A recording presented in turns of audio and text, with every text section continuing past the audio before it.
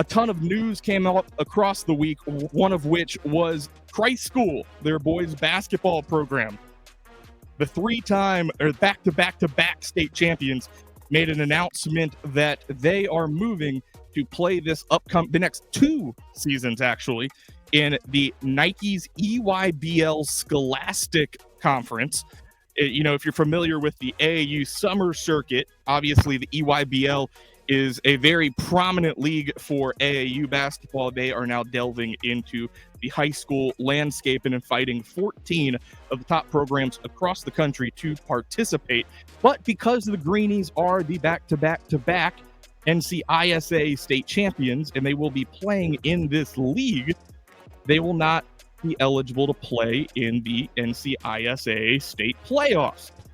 A very interesting and unprecedented move that we haven't really seen. So to get the expert analysis on what is happening over at Christ School, we bring in Chris Womack from WLOS. Chris, how are you doing, buddy? It's been a pretty hectic summer, but this is some news that I really don't think there's a precedent for it. There isn't, at least in the state of North Carolina. And this is something that really came hard and fast for Christ School as well. The entire conversation in April, they played in a scholastic tournament after the state championship game, winning their 3rd in a row. So they kept the team together, went on to compete in this tournament. And at that tournament, it was the first time Josh Coley was approached about the potential of joining this league. And that conversation was framed more as, hey, can we come up to Christ School? You're a Nike elite school. We just try to make a point to go to each one of our campuses, see what it's about, make sure it's a right fit. So they came up, I believe it was early in July, it was in May. It was in May that the executives actually came up, spent the day at Christ School. And then at the end is when they said, hey, would you be interested in joining the EYBL? It's where we're looking to expand it to 16 teams potentially. You're one of the schools we're looking at. And Christ School said, yeah, absolutely, we're interested. And early July, they called and basically made the official offer. Christ School accepted. Once they were able to talk to some people, the Plumlee brothers, Mason and Miles, were involved in the decision making. It was kind of good timing because around that, when they were making that decision, the Plumlees had their basketball camp on the campus of Christ School. So they were right there in the middle of it and able to offer their 2 cents. Yeah, so what really are the implications of something like this? Because we don't really know what to expect. I mean, obviously, they're not going to be playing games entirely in the state of North Carolina. Obviously, they already had a unique situation being where they were located geographically within the NCISAA. But, the travel, the flights, I mean, are they truly going to be playing what many would consider to be a national schedule?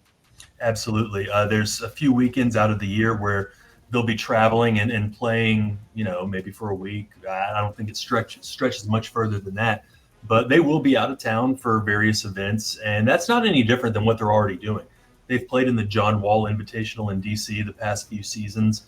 They went down to Atlanta, as I mentioned. They play a national schedule already. So this is really just an elevation of what they already do. Chris, was there any conversations that you had with people at Christ School of how, that's a school that's been around since 1900, so 125 years of their school, how they kind of stay on mission while also having this opportunity, because it has it can really dynamically change their school. It puts them on a different kind of platform or pedestal in the basketball world, but Christ School has always been about a lot of different things. It's a boarding school, I believe some Episcopal ties, and just as they talk about how they continue to be who they are, even as this new opportunity comes in, which I'm sure is going to lead to more people being interested in going to that school. Yeah, and that's one thing that Coach Coley really hammered home to me when I spoke to him, is that they are not going to sacrifice the culture and the mission of Christ School for a basketball player. So anybody that's interested in coming there, and he does expect there to be guys, high-level D1 recruits that, oh, there's a new EYBL school, let me check that out. They're going to go to class. He said, we don't have an online option. You're going to be on campus. You're going to go to class. You're going to maintain a good GPA. And if you can't do that, then we're not the fit for you. So that is something that they will not sacrifice. They won't budge on. That you have to go there. You have to get good grades. and you have to kind of live out the whole Christ School values while you're there too.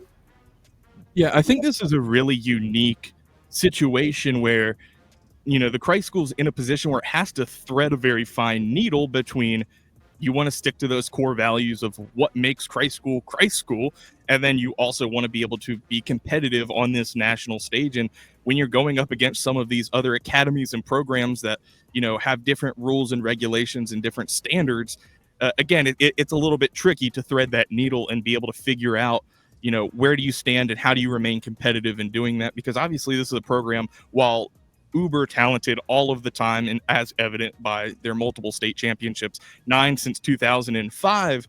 But, this is a program that was going to have a little bit of a new identity anyways this year with the graduation and movement of some players from last year. So I think that's really interesting. And, Chris, is this a one-off thing, or do you think this could be possibly a trend of what's happening where other associations and quote unquote conferences are popping up on a more national scale that could entice some teams from North Carolina to come play in it?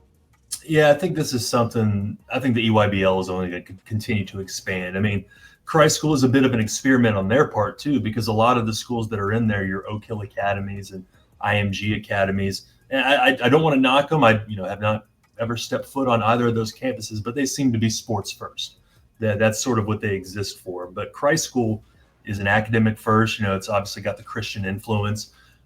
So this, we'll see if this works out for Nike and if Christ School is able to be competitive in that realm. And if they are, and I believe there's another one in Ohio, Spire Academy, that is also joining EYBL this year. If those two are successful, then what's to stop them from expanding to 18 next year, maybe 20 the year after that? And before we know it, maybe we're looking at, a 50 team wide type of deal. And personally, I hope it doesn't get to that. I do like state titles. I do like playing against your neighbors. And that is one thing that Christ School is going to do. They're going to continue to play their rivalry games with Asheville School and Asheville Christian and Carolina Day. But I hope that we don't start losing public schools to something like this, because that's when you really start to lose the prestige of a 4A state title, a 3A state title on down the line. Well, Yeah, Chris, sorry. I was saying, Chris, I think you make a good point there. At least with the independent schools, Christ School loves to win those state titles, compete, but public versus private, I think people sometimes forget how few private schools there are. So when Christ School wins the 4A title, they've only, they're only ahead of 15 others.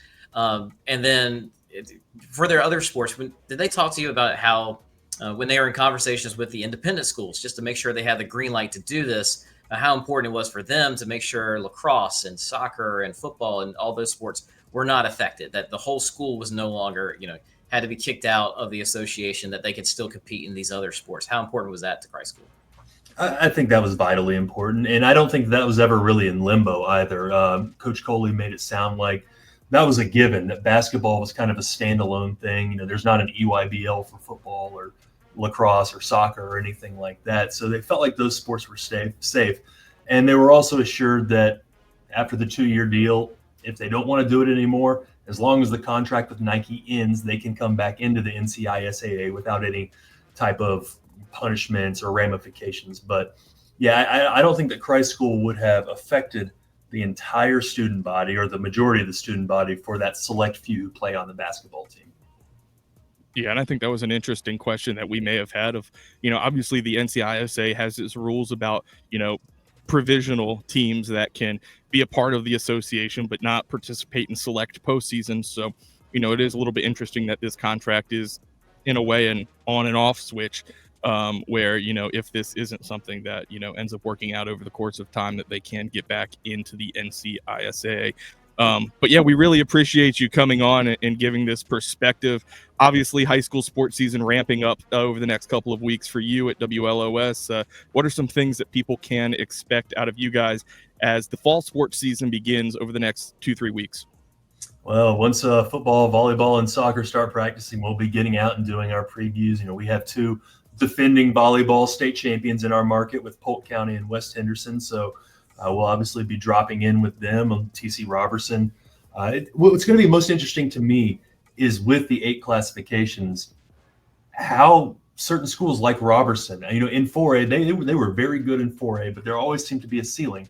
Now that it's kind of evened out and you're not playing schools who are so much bigger than you, I wonder how many state titles we're going to see here in the mountains, because honestly, they've been, you take out the Swain County girls running program, and they're kind of few and far between a lot of times.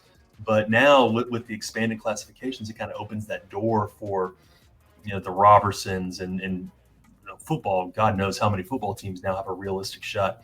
But yeah, so we'll be hopping out and getting with some of the top, you know, volleyball and soccer and cross country teams, and then obviously we do hit every single football team in our viewing area, and so it's quite the task, but we love it too.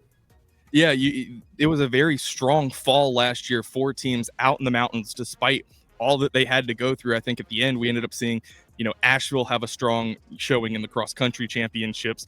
You ended up seeing obviously multiple volleyball programs, and like you said, there's a lot of optimism, I think, with teams across the state where there's now 8 classifications. And, you know, you look at something like a Brevard volleyball or a Cherokee volleyball, and all of a sudden they look around and there aren't 70 other teams that they need to compete with. And so I feel like this is going to leave lots of optimism in that region of the state.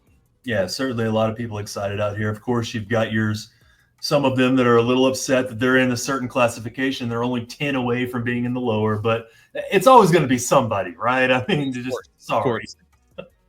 Well, it is. We love having you on. We hope to hear back from you more throughout this fall. And again, thank you for your perspective here on the Christ School. They are moving again from the NCISAA, the boys basketball program only, moving from the NCISAA to playing in Nike's EYBL scholastic circuit. That is Chris Womack from WLOS. We're going to take a quick break here. And when we come back, Joel Bryant will join us and take a deeper dive into the 2 high school OT football jamborees